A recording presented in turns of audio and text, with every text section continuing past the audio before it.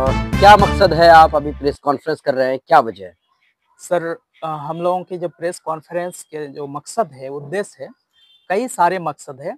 पहली बात तो यह है कि हमारे जो बिहार में बिहार मदरसा बोर्ड जो है, इसमें हमें जो चेयरमैन बोर्ड में जो चेयरमैन होना चाहिए, ये तकरीबन 3-4 साल से चेयरमैन खाली चल रहा है, 2.5 साल से खाली चल रहा है, जिसके कारण मदरसा के जो काम होना चाहिए, मदरसा के किसी भी प्रकार का काम एकदम पेंडिंग में पड़ा हुआ है।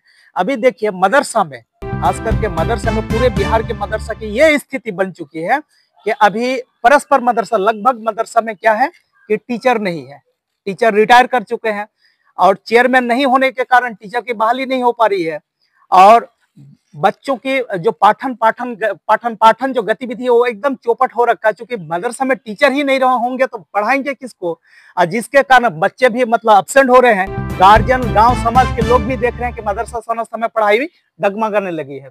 तो इसलिए हम लोगों के अटूट मांग है कि मदरसा बोर्ड में चेयरमैन को बहाल किया जाए, क्योंकि मुख्यमंत्री जी ने, माननीय मुख्यमंत्री जी जो हम लोगों का विकासशील पुरुष है, उन्होंने कई बार कह चुके हैं कि चेयरमैन का बहाल बहुत जल्द कर दिए जाएंगे, लेकिन अब तक चेयरमैन को नहीं लाया जा रहा है, जिसके कारण अभी पूरे बिहार मदरसा में चेयरमैन नहीं रहने के कारण और ना ही बहाली हो पा रहा है, ना और कोई काम हो पा रहा है। इसलिए एक मकसद हम लोग का कि हर हाल में चेयरमैन का बहाल करके मदरसा की शिक्षा व्यवस्था, शिक्षा प्रणाली को सही दुरुस्त किया जाए। दूसरी मांग है कि हमारे पुराने हुफ्फाज, जिसको हाफिज बोलते हैं, पुराने जो नियमित श्रेणी में आते हैं, इनके मामला को लेकर के लंबे समय से इनके साथ में नाइंसाफी होते आ रहा है। अब इनके साथ में पहले से बहाल जो टीचर है, नियमित टीचर, पुराने हुफ्फाज नियमित की श्रेणी में आता है और इसके साथ में ही मौलवी लोग, आलिम लोग भी बहाल है, लेकिन उनके साथ में सैलरी का बहुत ज्यादा भेदभाव कर दिया गया है। अब एक बात समझने वाली बात है, जो मौलवी लोग है, पुराने मौलवी आलिम लोग है, उन लोगों की सैलरी और पुराने हुफ्फाज की सैलरी जो कि एक ही श्रेणी में रखा गया, नियमित रखा गया है, इनके साथ में भेदभाव, ऐसे डिस्क्रिमिनेशन किया गया कि सोच से हम लोगों के बाहर है। और वो लोग आज के महंगाई के दौर में, उनके परिवार में महंगाई को देखते हुए उनके परिवार का भरण पोषण करना बहुत मुश्किल हो जाता है। मसला ये है कि हम लोग जो आज प्रेस वार्ता कर रहे हैं, ये एक हमारी जो तंजीम है, मदरसा development organisation MDO, state level पर आज के दिन और यही डेट, यही वक्त पूरे बिहार में हर प्रेस वार्ता होना है। इस प्रेस वार्ता के जरिए से हमारी जो कुछ मांगे हैं, उस मांग को सरकार तक पहुंचाना है, उस मांग को सरकार तक ये कह करके पहुंचाना है कि ये मांगे अगर हमारी जायज है, हमें ये मांगे, क्योंकि ऐसी मांगे हैं। आपकी बात, एक मिनट, माफी चाहते हैं, आपकी बात हो गई पा रहा है और मदरसा टीचर आज बहुत ही सेंसिटिव स्थिति में है कि एक तो हमारी सैलरी कम है, मदरसा टीचर के। मैं तो बताया कि नियमित हाफिज के साथ में जो भेदभाव किया गया, उसमें सैलरी का तो बर्बाद करके रख दिया। साइंस टीचर का अब बताइए 6,000 की सैलरी दी जाती है साइंस टीचर को। अब 6,000 की सैलरी में आज के डेट में कैसे लोग जिंदगी गुजारेंगे? एक मजदूर कम से कम एक दिन में 500 रुपया का उसकी दिहाड़ी मजदूरी होती है। अगर एक मजदूर कहीं पे काम के लिए जाता है तो 500 रुपया का दिन से, अगर एक महीना काम करता है तो उनके 15,000 रुपया उसकी मजदूरी बनती है। लेकिन वैसे साइंस टीचर जो साइंस लेकर के पढ़ करके, फिजिक्स, केमिस्ट्री, बायोलॉजी से वो ग्रेजुएशन, ऑनर्स, BSc करने के बाद भी, MSc करने के बाद भी उनकी सैलरी 6,000 रुपया है, 250 से 300 रुपये दिन। बताइए, इस प्रकार के भेदभाव हमारे टीचर के साथ में हो रहा है, खास करके मदरसा के टीचर के साथ।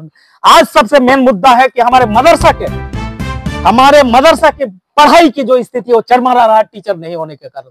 इसलिए हम लोग अपील करते हैं मुख्यमंत्री जी से कि मदरसा बोर्ड में चेयरमैन को लाया जाए और ला करके जो टीचर नहीं बहाल करने की स्थिति में जो प्रभाव पड़ा हमारे समाज के बच्चों के साथ में, हमारे अल्पसंख्यक श्रेणी के बच्चों के और हमारे संस्था के बच्चों के साथ में जो भविष्य के साथ में खिलवाड़ किया जा रहा है, इसको सुधारे और इसके लिए फौरी तौर पर चेयरमैन का नियुक्त करे।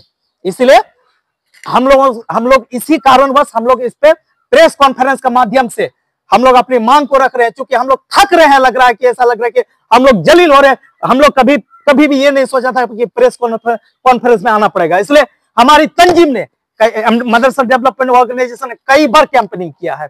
मुख्यमंत्री जी तक उनके आवास में, सीएम ऑफिस में जाकर के हम लोग मीटिंग करके मुख्यमंत्री जी के उस टाइम स्पष्ट बात आई है, मुझे समझ में नहीं आ रही है, मुख्यमंत्री जी जो भी बात करते हैं, जो भी आज तक जो भी बात किया उसको पूरा किया है। लेकिन बहुत ही दुख की बात है कि हम लोग साथ में सिर्फ बात तक महदूद रहे हैं, पूरा अभी तक नहीं कर रहे हैं। मेडिकल इंक्रीजमेंट, नियोजित टीचर के साथ में भेदभाव, नियोजित टीचर आज के महंगाई के दौर में क्या करेंगे?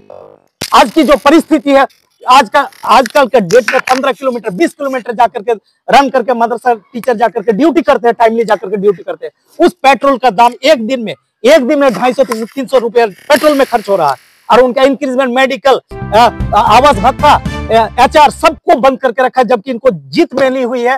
कोर्ट ने आदेश किया है कि लागू करने का। और एक चीज है, आज जिस सब मदरसा को जांच को कंप्लीट कर लिया है, उसको उस मदरसे के टीचर को आज से कम कई साल से उनके सैलरी को पेंडिंग रखा है, उनको किया जाए। हमारे मदरसा डेवलपमेंट ऑर्गेनाइजेशन जो पूरे बिहार में इतनी मजबूती से संवैधानिक रूप में शांति व्यवस्था कायम करते हुए हर एक लड़ाई लड़ रहे हैं, लेकिन बहुत ही अफसोस की बात है कि हम लोग अपनी बात पहुंचाते कैंपेनिंग करते करते अब हम लोग खुद ही बेबस होने लगे हैं। अच्छा, ये पूछना चाहेंगे कि अगर मान लीजिए अभी आपकी बातें जो आप मांग रख रहे हैं, ये मांगे अगर पूरी नहीं होती है तो क्या करेंगे? अच्छा सर, एक बात बताइए कि हमारी अगर मांगे नहीं पूरी होती है, हम उस पे आश्रित थे, वो भी कहीं ना कहीं हम पे आश्रित है। एक दूसरे पर हम लोग क्या, हम वोटिंग, हम सरकार को चुनते हैं, हम ये डेमोक्रेसी कंट्री, हम सरकार को चुनते हैं। हमारे 100% वोट माननीय मुख्यमंत्री जी को हम लोग करते हैं। तो अगर हम लोग को इस तरीके से बेबस करेंगे तो हम लोग क्या कर सकते हैं? धरना प्रदर्शन करेंगे, रोड पे आएंगे हम लोग। ये मांग को लेकर के हम लोग डीएम सर के जरिए से भी हम लोग लिखित लेटर जाकर के जमा करेंगे।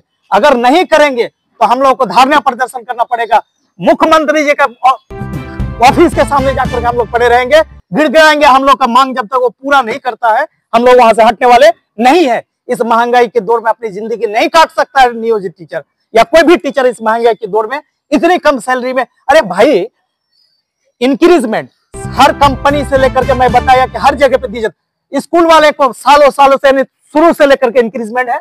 आप खुद कहते हैं कि हम हर चीज का बराबरी करते हैं, हम संविधान के साथ में, संविधान का जो एक्ट है, संविधान एक्ट को पालन करते हुए हम अपने लीडरशिप को जारी रखते हैं। आप खुद कहते हैं कि भेदभाव की स्थिति नहीं होगी, और आप खुद मदरसा टीचर को इंक्रीजमेंट नहीं देते हैं, मेडिकल नहीं देते, स्कूल को दे रहे हैं।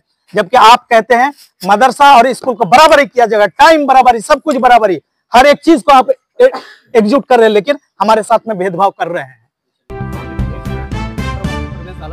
आप लोगों के जरिए से मैं अपनी बातों को मुख्यमंत्री जी तक, हम सभी मदरसा टीचर के जरिए से, हम सभी मदरसा टीचर के हित में ये तंजीम हम लोग काम करते हैं। हम अपनी बातों को मुख्यमंत्री जी तक पहुंचाना चाहते हैं। अच्छा, सबको छुट्टी जो मिलती है, जो अल्पसंख्यक माइनॉरिटी क्लास की जो संस्था है, छुट्टी जो दी जाती है वो उनके त्योहार के अनुसार, हमारे त्योहार, हमारे जो सिस्टम है, हमारे ईद, बकरीद या आपका रमजान, उसको देख करके छुट्टी देते हुए चले जा रही थी, लेकिन अभी क्या किया, उसको भी बदल दिया गया। इसलिए आप सभी पत्रकार साथियों के जरिए से हम मुख्यमंत्री से गुहार मांग करते हैं कि इसको आप हम लोगों के सारी रिक्वायरमेंट को फुलफिल करिए। हम लोगों के साथ में जो इतना भेदभाव या उचित नहीं है।